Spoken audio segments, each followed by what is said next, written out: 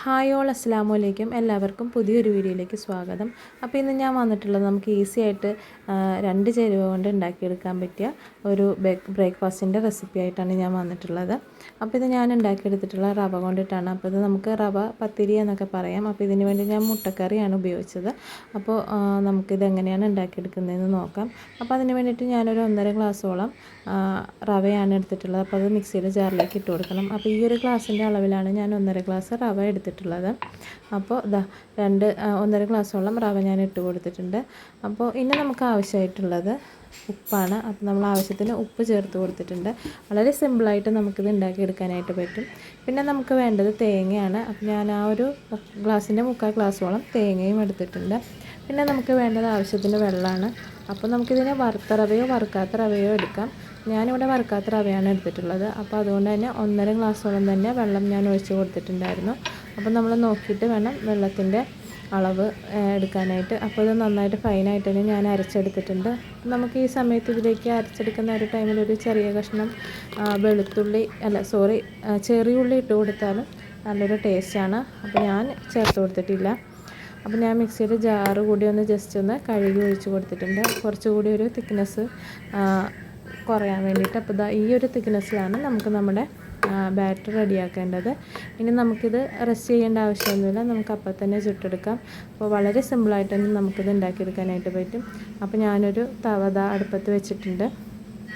അപ്പോൾ നന്നായിട്ടിത് കല്ല് ചൂടായി വന്നു കഴിഞ്ഞാൽ നമുക്ക് ഓരോന്നായിട്ട് ഒഴിച്ച് കൊടുത്ത് നമുക്കിത് ചുട്ടെടുക്കാനായിട്ട് പറ്റും.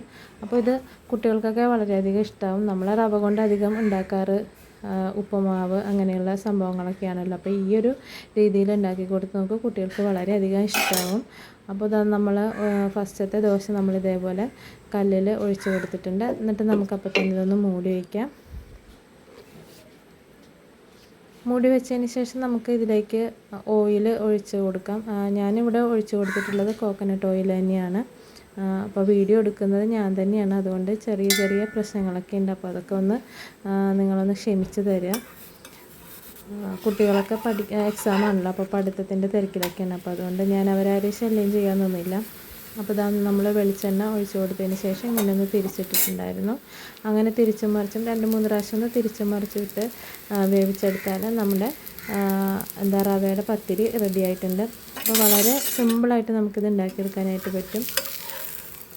അപ്പോൾ നന്നായിട്ടൊന്ന് മൂത്ത് കിട്ടണമെന്നുണ്ടെങ്കിൽ ഒന്നും കൂടി നന്നായിട്ട് തിരിച്ചും മറിച്ചൊക്കെ ഇട്ട് നമുക്കിത് മൂപ്പിച്ചെടുത്തിട്ട് നല്ല ക്രിസ്പി ആയിട്ട് കിട്ടും. അപ്പോൾ അതിലെങ്കിലും നമുക്ക് നമ്മുടെ ഈ പത്തിരി അധികം കട്ടിയൊന്നും ഇല്ല. നല്ല സോഫ്റ്റ് ആയിട്ടുള്ള പത്തിരി ആയിട്ട് തന്നെ നമുക്ക് കിട്ടും. അപ്പോൾ ഇവിടെ നമ്മുടെ പത്തിരി നല്ല റെഡിയായിട്ട് വന്നിട്ടുണ്ട്. അപ്പോൾ ഞാൻ ഈ ഒരു രീതിയിൽ 1-2 എണ്ണം ഈ ഒരു രീതിയിൽ ചുട്ടെടുത്തിട്ടുണ്ടായിരുന്നു. അപ്പോൾ വളരെ സോഫ്റ്റാണ്. നമുക്കിത് തേങ്ങാപ്പാൽ കൂട്ടിയിട്ടോ അല്ലെങ്കിൽ കറി ഉപയോഗിച്ചിട്ടോ ഒക്കെ നമുക്കിത് കഴിക്കാം. തേങ്ങാപ്പാൽ കൂട്ടി കഴിക്കാനാണ് എനിക്കിഷ്ടം. പിന്നെ കുട്ടികൾക്ക് ഇവിടെ കറി വേണം. അപ്പോൾ അതുകൊണ്ട് ഞാൻ മുട്ടക്കറി ഉണ്ടാക്കിയിട്ടുണ്ടായിരുന്നു. അങ്ങനെ നമ്മൾ ബാക്കിയുള്ള ദോശകളെല്ലാം ഇവിടെ അതേപോലെ തന്നെ ചുട്ടെടുത്തിട്ടുണ്ട്. അപ്പോൾ ഇവിടെ മൊരിഞ്ഞ ദോശയാണ് അധികം ഇഷ്ടം.